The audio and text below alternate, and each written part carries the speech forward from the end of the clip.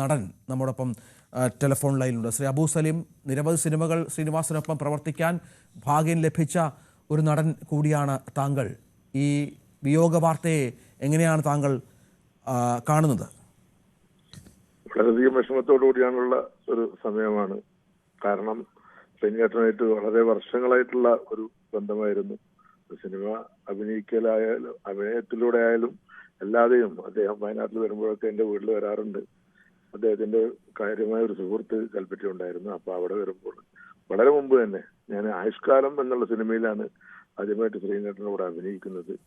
പിന്നെ പ്രജാപതിയിലൊക്കെ ഒരുപാട് ദിവസം ഞങ്ങൾ ഒരുമിച്ച് തന്നെയായിരുന്നു. ഇപ്പൊ ഈ അടുത്ത ദിവസം കൂടി അദ്ദേഹം ആ സമയത്തുണ്ടായ തമാശകളും കാര്യങ്ങളൊക്കെ ഒരു വേദിയിൽ പറയുകയുണ്ടായി.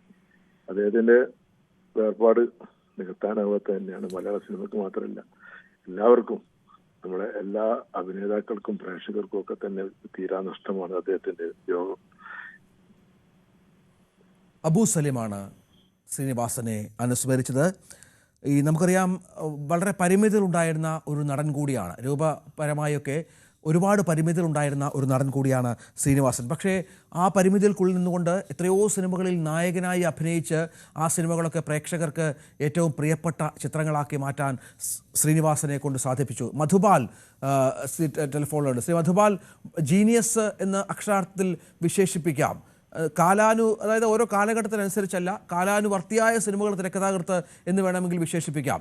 ഈ സോഷ്യൽ മീഡിയ കാലഘട്ടത്തിൽ ഏറ്റവും അധികം ട്രോളുകളായും ചർച്ചകളായും വരുന്നത് ശ്രീനിവാസൻ സിനിമയിലെ സീനുകളാണ്. അങ്ങനെ അത്തരമൊരു വലിയ ജീനിയസിനെയാണ് നമുക്ക് നഷ്ടപ്പെടുന്നത്. മലയാള സിനിമയിൽ മാത്രമല്ല, ലോക സിനിമയിൽ പോലും ഇതുപോലൊരു വ്യക്തി ഉണ്ടായിട്ടുണ്ടോ എന്ന് സംശയിക്കേണ്ടത്. അത്രമേൽ കാഴ്ചപ്പാടുള്ള, അത്രമേൽ ഒരു ദർശനമുള്ള വ്യക്തി എന്ന് പറയേണ്ടി വരും. കാരണം ലോകത്തെ ഇനി വരാൻ പോകുന്നത് എന്തായിരിക്കും, എങ്ങനെയായിരിക്കും എന്ന് മുൻകൂട്ടി കാണാൻ പറ്റുന്ന ഒരു പ്രവാചക സ്വഭാവം പോലുമുള്ള ഒരു എഴുത്തുകാരനും ചലച്ചിത്രകാരനും ശ്രീനിയേട്ടനിൽ ഉണ്ട് എന്നുള്ളത് ഞാൻ ശ്രീനിയേട്ടനോടൊപ്പം സഞ്ചരിച്ചപ്പോഴൊക്കെ എനിക്ക് മനസ്സിലായിട്ട്. കാരണം അത്രയും ഷാർപ്പായിട്ടാണ് ഒരു വിഷയത്തെ കാണുന്നത്. ഒരു ചെറിയ കാര്യമാണെങ്കിൽ പോലും റോഡിൽ നിൽക്കുന്ന ഒരാളെ കണ്ടാൽ പോലും അയാളിൽ എന്തെല്ലാം കാര്യങ്ങളുണ്ടെന്ന് പറഞ്ഞു പോകാൻ പറ്റുന്ന തരത്തിലേക്കുള്ള ഒരു കാഴ്ച കാണാൻ ഒരു ഉൾക്കാഴ്ചയുള്ള ഒരു വ്യക്തിയാണ് ശ്രീനിയേട്ടൻ. കാരണം അതുകൊണ്ട് തന്നെയാണ് ശ്രീനിയേട്ടൻ ചെയ്തിട്ടുള്ള എല്ലാ സിനിമകളും ഇന്നും നിലനിൽക്കുന്നത്. കാരണം ഇപ്പോൾ താങ്കൾ പറഞ്ഞതുപോലെ ഈ പുതിയ കാലത്ത് പോലും, ജനിച്ചു പിള്ളേരുടെ കാലത്ത് പോലും ഈ ട്രോളുകളായിട്ട് അവരുണ്ടാക്കാൻ വേണ്ടി പുറകിലേക്ക് പോകുന്നത് ശ്രീനിയേട്ടൻ എന്ന് പറയുന്ന ശ്രീനിയേട്ടൻ എഴുതിയിട്ടുള്ള സീനുകളും ശ്രീനിയേട്ടൻ പറഞ്ഞിട്ടുള്ള വാചകങ്ങളും തന്നെയാണ്. കാരണം അന്ന് ഇത് ഇപ്പോഴത്തെ ഒരു 20 വയസ്സുകാരൻ അത് മനസ്സിലാവണമെങ്കിൽ അന്ന് അദ്ദേഹം 10-20 വർഷം മുമ്പ് എഴുതിയിട്ടുള്ള കാര്യങ്ങൾ പോലും, 25 വർഷം മുമ്പ് എഴുതിയിട്ടുള്ള കാര്യങ്ങൾ പോലും ഇന്നും നിലനിൽക്കുന്നത് തന്നെ. അത് നാളെയും അത് നിലനിൽക്കും. കാരണം മനുഷ്യന്റെ അടിസ്ഥാന ജീവിതമാണ് ശ്രീനിയേട്ടൻ കണ്ടിട്ടുള്ളത്. ഞാൻ എപ്പോഴും ശ്രീനിയേട്ടനെ കുറിച്ച് പറയുമ്പോൾ അല്ലെങ്കിൽ മണ്ണിൽ ചവിട്ടി നടക്കുന്ന മനുഷ്യനെ കുറിച്ച് മാത്രമേ ശ്രീനിയേട്ടൻ കഥ എഴുതിയിട്ടുള്ളൂ. ആകാശത്തോട് പറന്ന് നടക്കുന്ന ആളുകളെക്കാൾ കൂടുതൽ എടുക്കുന്ന സാധാരണ മനുഷ്യന്റെ ജീവിതം എടുത്തുകൊണ്ട് ശ്രീനിയേട്ടൻ ശ്രീനിയേട്ടൻ കഴിഞ്ഞിട്ടുണ്ടെന്നുള്ളത് അത് ശ്രീനിയേട്ടന്റെ ജീവിതം തന്നെയാണ്. സ്വന്തം ജീവിതത്തിൽ നിന്ന് തന്നെയാണ് ആ മനുഷ്യൻ എല്ലാ കഥകളും കണ്ടെത്തിയിട്ടുള്ളത് എന്ന് പല ഇന്റർവ്യൂകളും പല സമയങ്ങളിലായിട്ട് പറയുന്നുണ്ട്. വരവേൽപ്പായാലും പല സിനിമകളും ഈവൻ പിന്നെ കഥ പറയുമ്പോൾ എന്ന് പറയുന്നത് സൂപ്പർ ഡ്യൂപ്പർ ഹിറ്റ് ആയിട്ടുള്ള ആ സിനിമ പോലും പറയുമ്പോൾ പോലും അദ്ദേഹത്തിന് ഒരു പഴയ ജീവിതത്തിന്റെ പശ്ചാത്തലം അദ്ദേഹം കണ്ട കാഴ്ചയുടെയും കൂടി ചേർത്ത് നിർത്തിക്കൊണ്ട് പറയാൻ കഴിയുന്നുണ്ട് എന്നുള്ളത്. അത് എന്തുകൊണ്ടെന്ന് വെച്ചാൽ അതിന് ഏറ്റവും എളുപ്പം മനുഷ്യനെ മനസ്സിലാക്കാൻ പറ്റുന്ന ഒരു മനസ്സുള്ളത് കൊണ്ട് തന്നെയാണ്. അത് തന്നെയാണ് അദ്ദേഹത്തിന്റെ ഒരു വലിയ ഒരു ജീവിച്ച ജീവിതത്തിൽ അടയാളപ്പെടുത്തി പോകുന്ന ചില മനുഷ്യന്മാരെ ഉണ്ടാവുള്ളൂ, വളരെ ചുരുക്കം ആളുകൾ മാത്രം. അങ്ങനെ സ്വന്തം ജീവിതം അടയാളപ്പെടുത്തിയ ഒരു വലിയ മനുഷ്യന്റെ വിയോഗമാണ് ഇന്നിപ്പോൾ അനുഭവിക്കുന്നത്. നന്ദി ശ്രീ മധുപാൽ. ശ്രീമതി അൻസിബ ഹസൻ കൂടി ടെലിഫോൺ ലൈനുണ്ട്. ശ്രീമതി അൻസിബ, മലയാള സിനിമയിലെ പുതിയ തലമുറയുടെ ഭാഗമാണ് താങ്കളൊക്കെ ശ്രീനിയേട്ടനിൽ നിന്ന് ഇത്രയും നേരം സംസാരിച്ചത് അദ്ദേഹത്തിനൊപ്പം ഒരുപാട് സിനിമകളിൽ അഭിനയിച്ച തലമുറയിൽപ്പെട്ട ആളുകളാണ്. താങ്കളുടെ ഒരു ഓർമ്മ എങ്ങനെയാണ്? താങ്കൾ എന്താണ് ശ്രീനിവാസനിൽ നിന്ന് പഠിച്ചത്? ഞാൻ ആദ്യമായിട്ട് അദ്ദേഹത്തെ കാണുന്നത് ഞാനൊരു ഇന്റർവ്യൂ ചെയ്തപ്പോഴായിരുന്നു. അപ്പോൾ ഞാൻ കരുതിയത് എന്നെ അറിയില്ലായിരിക്കും, ഞാൻ പുതിയതായിട്ട് വന്നിട്ടുള്ളൊരു ആർട്ടിസ്റ്റ് അല്ലേ എന്നാണ്. പക്ഷെ അദ്ദേഹം കൃത്യമായിട്ട് എന്നോട് ഇങ്ങോട്ട് വന്ന് എന്റെ പേര് വിളിച്ച് സംസാരിച്ചപ്പോ എനിക്ക് പെട്ടെന്ന് വലിയൊരു അവാർഡ് കിട്ടിയ പോലെയായിരുന്നു. അപ്പൊ ഞാൻ ചോദിച്ചു, സാറിന് എന്നെ അറിയോ, എന്റെ പേര് അറിയാമായിരുന്നു? അപ്പൊ പറഞ്ഞു, പിന്നെ മോളെ അറിയാതെ എന്ന് ചോദിച്ചിട്ട് എന്റെ പേര് വീണ്ടും പറഞ്ഞു. അങ്ങനെയാണ് സംസാരം ആരംഭിക്കുന്നത്. അപ്പോൾ ഒരുപാട് കഥകളും പറഞ്ഞാൽ തീരാത്ത കഥകളുള്ള ഒരു മനുഷ്യനാണ്. അത്രയും സ്നേഹമുള്ളൊരു മനുഷ്യനാണ്. ആ രീതിയിലാണ് എല്ലാരോടും പെരുമാറിക്കൊണ്ടിരുന്നത്. നമ്മൾ എന്ത് പറയുന്നു അതിന് ഒരുപാട് തലങ്ങൾ, അർത്ഥമുള്ള രീതിയിലാണ് അതിന്റെ ഓരോ മറുപടികളും കിട്ടുക. അത് നമുക്ക് അപ്പൊ കേൾക്കുമ്പോൾ തമാശയായിട്ട് തോന്നാമെങ്കിലും പിന്നീട് ചിന്തിക്കും സത്യമല്ലേ അത്, കാര്യമല്ലേ അത് എന്ന് തോന്നുന്ന രീതിയിലുള്ള മറുപടികളാണ് കിട്ടിക്കൊണ്ടിരുന്നത്. അപ്പോൾ എല്ലാവരുടെ ഇതുപോലെ തന്നെയായിരുന്നു. ഇത് വല്ലാത്തൊരു നഷ്ടമായിപ്പോയി. പെട്ടെന്ന് അക്സെപ്റ്റ് ചെയ്യാൻ പറ്റുന്നില്ല. ശ്രീനിവാസൻ, മലയാള സിനിമയുടെ ഏറ്റവും മികച്ച സംവിധായകൻ, തിരക്കഥാകൃത്ത്, നടൻ അന്തരിച്ചു എന്ന ദുഃഖകരമായ വാർത്തയാണ് ഈ സമയത്ത് നൽകാൻ ഉള്ളത്. നമുക്കറിയാം ശ്രീനിവാസൻ്റെ ഒരു സിനിമാ ജീവിതമൊക്കെ മലയാളിക്ക് എപ്പോഴും കാണാപ്പാഠമാണ്. ചെന്നൈയിലെ ലൈഫുമായൊക്കെ ബന്ധപ്പെട്ട് നിരവധി അഭിമുഖങ്ങളിൽ അദ്ദേഹം പല കാര്യങ്ങൾ പങ്കുവച്ചിട്ടുണ്ട്. പ്രിയദർശനൊപ്പം ആരംഭിച്ച് പ്രിയദർശനൊപ്പം തുടർന്ന് പിന്നീട് മലയാള സിനിമയിലെ മറ്റ് സംവിധായകർക്കൊപ്പവും നിരവധി പുതുമുഖ സംവിധായകർക്ക് വേണ്ടി തിരക്കഥ എഴുതിക്കൊടുത്ത്, വിനയനൊക്കെ അദ്ദേഹം ആദ്യമായി തിരക്കഥ എഴുതിക്കൊടുത്ത് അദ്ദേഹം വലിയ സംവിധായകനാക്കി മാറ്റിയതൊക്കെ നമ്മൾ കണ്ടതാണ്. അങ്ങനെ എത്രയോ റോഷൻ ആൻഡ്രൂസിനെ പോലെയുള്ള സംവിധായകർക്ക് ശ്രീനിവാസൻ്റെ കരസ്പർശം, തൂലികാസ്പർശം എത്രത്തോളം പിന്നീടുള്ള കരിയറിൽ ഗുണം ചെയ്തു എന്നുള്ളത് നമ്മൾ കണ്ടതാണ്. അങ്ങനെ ഓരോ തരത്തിലും പല സംവിധായകർക്കും വേണ്ടിയും പ്രിയദർശൻ, സത്യനന്ദിക്കാട്, കമൽ എന്നിവരായിരിക്കുമല്ലോ അദ്ദേഹത്തിനൊപ്പം ഏറ്റവും കൂടുതൽ സൂപ്പർ ഡ്യൂപ്പർ ഹിറ്റുകൾ സമ്മാനിച്ചത്. പക്ഷേ അപ്പോഴും പുതുമുഖ സംവിധായകർക്കും തിരക്കഥ എഴുതി കൊടുക്കാൻ ലാൽ ജോസ് എന്ന അസിസ്റ്റന്റ് ഡയറക്ടറെ സംവിധായകനാക്കിയത് ശ്രീനിവാസൻ്റെ തിരക്കഥയാണ്. അതിൽ മമ്മൂട്ടി അർപ്പിച്ച വിശ്വാസമാണ് എന്നതൊക്കെ ചരിത്രമാണ് മലയാള സിനിമയുടെ.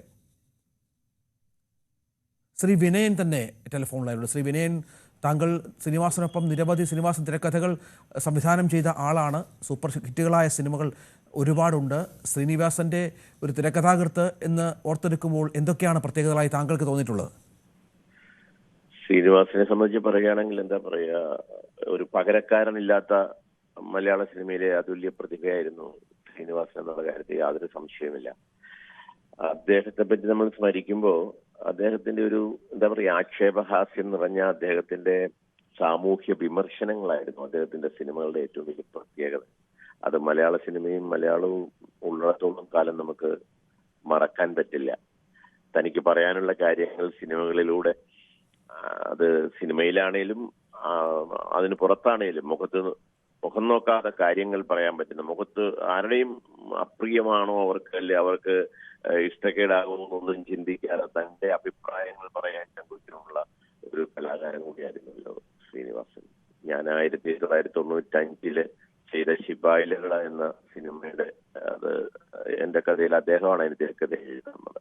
അന്നു മുതലുള്ള ബന്ധമാണ്.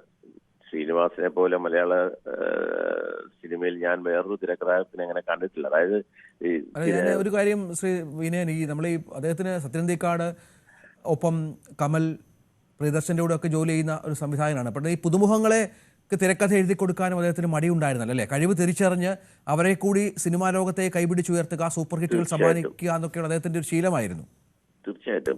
അന്ന് ഞാൻ സിനിമയിലോട്ട് വരുന്ന സമയത്ത് അദ്ദേഹം പ്രിയദർശന്റെയും ഒക്കെ സിനിമകളിൽ ഇങ്ങനെ വലിയ നിറഞ്ഞിരിക്കുന്ന സമയമായിരുന്നു. അന്ന് മുകേഷാണ് എൻ്റെ അടുത്ത് പറയുന്നത്, ശ്രീനിവാസന്റെ ഒരു തിരക്കഥ ഇതിലൂടെ വിനയൻ എന്ന് പറയുമ്പോൾ ഞാൻ ശ്രീനോട് സംസാരിക്കുകയും അപ്പൊ എന്നോടെന്ന് ചോദിച്ചു, വിനയന്റെ കഥയുണ്ടോ? ഞാൻ ഭയങ്കര തിരക്കിലാണ്, എനിക്ക് നിന്ന് തിരിയാൻ സമയമില്ല, കഥയുണ്ടെങ്കിൽ ഞാൻ നോക്കാം എന്ന് പറയുകയും ഞാൻ അങ്ങനെ ഒരു കഥ പറയുകയും ശ്രീനിവാസൻ അദ്ദേഹത്തിന്, അതാണ് ശ്രീനിവാസൻ അങ്ങനെ താങ്കൾ പറഞ്ഞ പോലെ അതിനടുത്ത് വരുന്ന ആൾക്കാരെ കൂടെ സഹകരിക്കാൻ ഹെൽപ്പ് ചെയ്യാനൊക്കെയുള്ള ഒരു മനസ്സുണ്ടായിരുന്നു. അപ്പൊ അങ്ങനെയാണ് ശിപായിലകളെ ഉണ്ടാകുന്നത്. അതിനുശേഷം ഞങ്ങൾ 4-5 സിനിമകളിൽ ഒരുമിച്ച് വർക്ക് ചെയ്തെങ്കിൽ ഞാൻ എപ്പോഴും ഇന്റർവ്യൂകളിൽ പറയാറുള്ളതാണ്, ഞാൻ കണ്ടിട്ടുള്ള മലയാള സിനിമയിലെ എത്ര വലിയ റൈറ്റേഴ്സിനെക്കാളും ഉപരി സിനിമയുടെ മർമ്മം അറിയാവുന്നത് എഴുത്തുകാരൻ എന്നുള്ള നിലയിൽ ഒത്തിരി ആദരിച്ചിരുന്ന ഒരു വ്യക്തിത്വമാണ്. അത് നമ്മുടെ മലയാള സിനിമയിൽ ഒരിടം ശ്രീനിവാസന്റെ പകരമായിട്ട് നമുക്ക് ആരെയും പറയാനില്ല എന്നുള്ളതാണ് സത്യം. അതാണ് ശിപായി ലഹളയിലൂടെ വിനയൻ എന്ന സംവിധായകന് ഒരു സൂപ്പർ ഹിറ്റ് നൽകിയ ശ്രീനിവാസൻ തിരക്കഥാരചന എന്ന അണ്ടകടാഹത്തിലേക്ക് എന്നെ ബലമായി തള്ളിയിട്ട ഭീകരനാണ് പ്രിയദർശൻ എന്നൊരു അഭിമുഖത്തിൽ രസകരമായി പ്രിയദർശനെക്കുറിച്ച് ശ്രീനിവാസൻ പറഞ്ഞിട്ടുണ്ട്. കാരണം ഈ തിരക്കഥാ രംഗത്ത് നമുക്കറിയാം ഏറ്റവും മികച്ച തിരക്കഥാകൃത്താണ് പ്രിയദർശൻ. പക്ഷേ പലപ്പോഴും ഈ തിരക്കഥ എഴുതാൻ സാധിക്കാത്ത രീതിയിലേക്ക് സംവിധായകനായി പ്രിയദർശൻ മാറിയപ്പോൾ ശ്രീനിവാസനെ, ചെന്നൈയിൽ സ്ഥിരതാമസക്കാരനായ ശ്രീനിവാസനെ തിരുവനന്തപുരത്തേക്ക് വിളിച്ചു വരുത്തി തൻ്റെ പുതിയ പടം എഴുതണം എന്ന് നിർബന്ധപൂർവ്വം ആവശ്യപ്പെടുകയായിരുന്നു ശ്രീനിവാസൻ. അങ്ങനെയാണ് ശ്രീനി പേന കയ്യിലെടുക്കുന്നത്. അതൊക്കെ അതിന് ഒരു അദ്ദേഹത്തിൻ്റെ സഹജമായ ശ്രീനി ശൈലിയിൽ പറഞ്ഞ അദ്ദേഹത്തിൻ്റെ വാക്കാണ് ഞാൻ നേരത്തെ വായിച്ചത്. തിരക്കഥാരചന എന്ന അണ്ടകടാഹത്തിലേക്ക് എന്നെ ബലമായി തള്ളിയിട്ട ഭീകരനാണ് പ്രിയദർശൻ എന്നുള്ളത്.